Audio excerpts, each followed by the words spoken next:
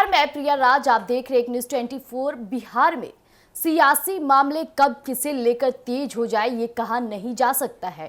जी हां, ये बिहार की राजनीति है और बिहार की राजनीति में फेरबदल और कहा जाए तो कभी पलटू राम जैसे शब्दों का प्रयोग होना लाजमी हो जाता है। लेकिन इस वक्त की बड़ी बात और बड़ी खबर जो निकलकर सामने आ रही है, बीजेपी को बड़ा नुकसान का दावा सामने आ रहा है। आखिर बीजेपी को किस तरह से बड़ा नुकसान हो सकता है, तो आज तमाम मुद्दों पर हम बातचीत करेंगे। एक एक कर हम बड़े खुलासे करेंगे। सबसे बड़ी बात हो जाती है बिहार में अगर बात की जाए तो केंद्रीय मंत्री चिराग पासवान काफी चर्चे में रहे। हालांकि चिराग पासवान नेशनल क्रश बने, लेकिन राजनीति में जिस तरह से वो खुलकर सामने आते हैं और बातों को सामने रखते हैं, ये बहुत बड़ा मायने रखता है। लेकिन इस वक्त की जो बड़ी बात है, आपको बता दें, राजद आए दिन बयानबाजी करते नजर आ रहा है। बिहार में इस वक्त और इन दिनों जो कुछ भी हुआ उसका सबसे बड़ा बयानबाजी और कोई कहा जाए तो घी में आग डालने का काम कर रहा है तो वो है राजद। जी हाँ, राजद ने फिर वैसा ही कुछ बोल दिए जो फिर से सियासी गलियारों में हलचल मचा दी है।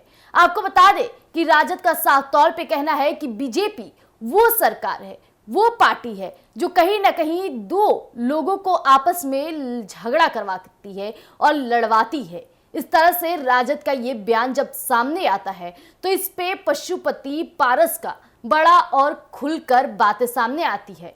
कहा जाए तो पशुपति पारस का साफ तौर पे कहना है कि मैं एनडीए का हिस्सा हूं और 2025 विधानसभा में एनडीए के नेतृत्व में लड़ूंगा।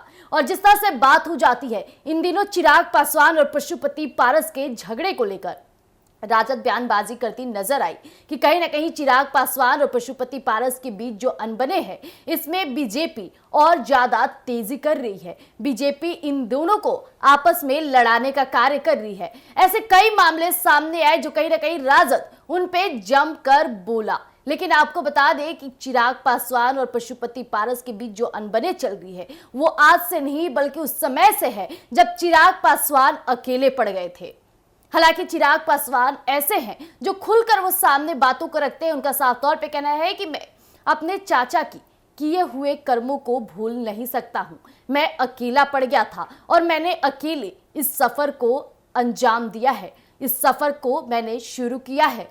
लेकिन आपको बता दें कि इन दिनों पशुपति पारस का दिलीप जायसवाल से मुलाकात, अमित शाह से मुलाकात, इसे लेकर बड़ी बातें हो जाती हैं। जब वो दो तस्वीरें खुलकर सामने आई तो विपक्ष भी उस पे कटाक्ष करना शुरू कर दिए। उनका साफ तौर पे कहना था कि बीजेपी अब चिराग पासवान पर नकेल कस रही है, यानी कहीं ना कहीं तेजस्वी यादव काफी तेज दिख रहे हैं इस बार बिहार की राजनीति में।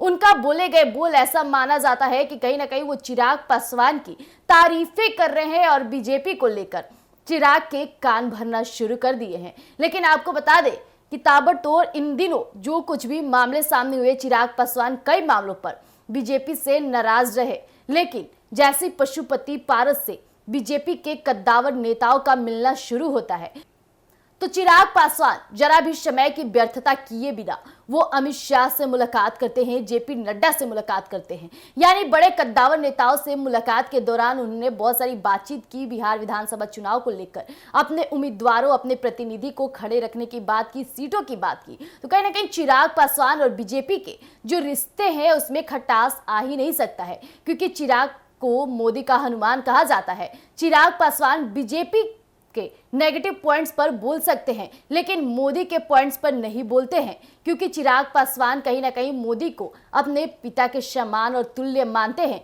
लेकिन इन दिनों चिराग पासवान के जो तेवर बदले तो बीजेपी ने उन पे तुरंत नकेल कसना शुरू कर दिया और यही कारण रहा कि पशुपति पारस चर्चे का विषय बन गए। हालांकि पशुपति पारस को अब राज्यपाल बनाने की बातें तेज हो गई है। इस पर कहीं ना कहीं विपक्ष सबसे ज्यादा घी में आग डाल रहा है। इस वक्त की बड़ी बात हो जाती है जब साफ तौर पे कहा जा रहा है राजद की तरफ से कि आए दिन बीजेपी कहीं ना कहीं दो लोगों में आपसी मतभेद को लड़वा रही है, यानी चाचा भतीजे की लड़ाई में बीजेपी अपना दामन फेंक रहा है। इस तरह से राजद के कई नेताओं का बयान सामने आया। लेकिन कहा जाए तो अब बीजेपी की ओर से भी राजद को चुप कराने की बड़े बड़े बयान सामने आए। विजय सिन्हा ने भी खुलकर बोला कि वो अपनी पार्टी पर ध्यान दे, उनके पार्टी से कद्दावर नेताओं का जाना लगा है, दूसरी पार्टी पर नजर ना ही डाले तो बेटर होगा। लेकिन इस वक्त की बड़ी बात, बिहार विधानसभा चुनाव नजदीक है, लेकिन इस दौरान बिहार के सियासी गलियारों में जो तेजी हो रही है, आपस में झगड़े चल रहे हैं, कौन किस पे भारी पड़ेगा ये देखने वाली बात हो जाएगी। तब तक के लिए आप बने रहिएगा एक न्यूज़ 24 पर। धन्यवाद।